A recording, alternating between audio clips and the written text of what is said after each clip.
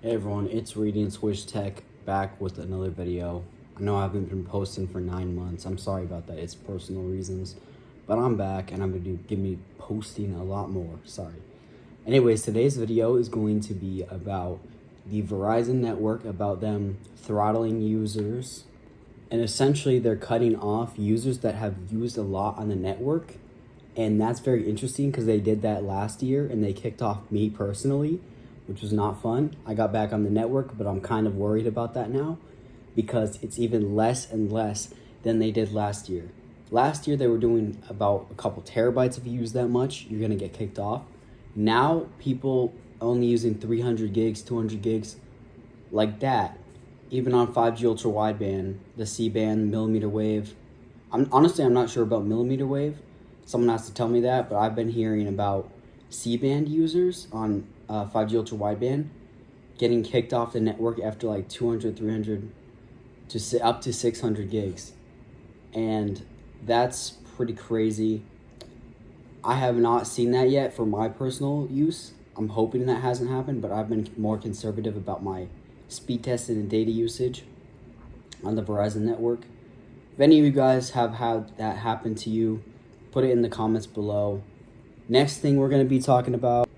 Okay, so next thing is Verizon 5G standalone.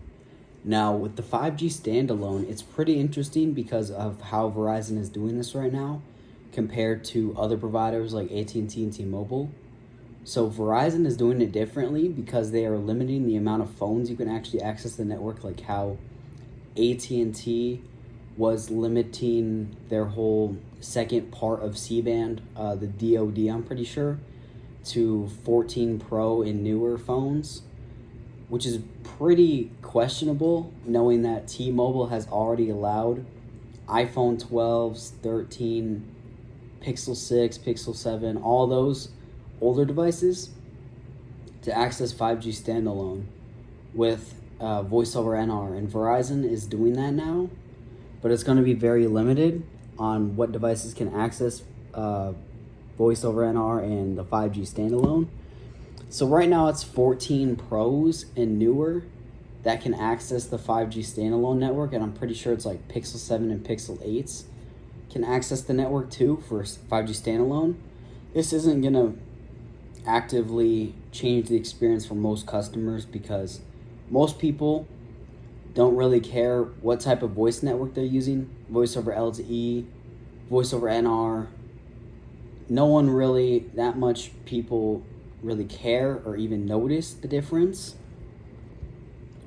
They haven't really noticed that in a while because nowadays long-term evolution, LTE, whatever you want to call it, is so good now for voice quality that people don't even really notice the difference between voice over NR and 5G, LTE, different voice standards, and people don't really notice the difference between LTE and 5G in terms of data speeds. So really, it's not impacting that much people unless you're really an enthusiast of technology and 5G networks, in which unfortunately you're gonna have to buy the latest and greatest phones to be able to do that on Verizon's network. And sometimes it's only business users. I've heard some residential customers have been getting access to it, but most of the time it's mostly business users that are getting access to the 5G standalone. I've been seeing a lot of stuff on X/Twitter, whatever you call it, on that platform of people doing speed tests and getting those speeds and being able to access the network, but I personally have not been able to access it with my current devices that I have a hold of. I'm going to try to get new devices soon so that I can test those networks and get a plan that can work on it. So that's very interesting. Okay, next in the news is T-Mobile and their stride to be able to have this whole T priority, which will be their next first responder network type, which will allow first responders to get priority access.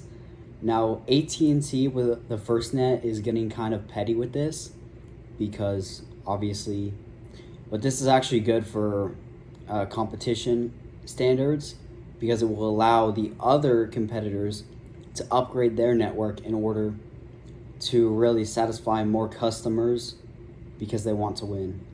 Anyways, this has been a short video, but I hope you guys liked it. If you want to put your opinions in the comments below, go right ahead, and I'll see you guys in the next video.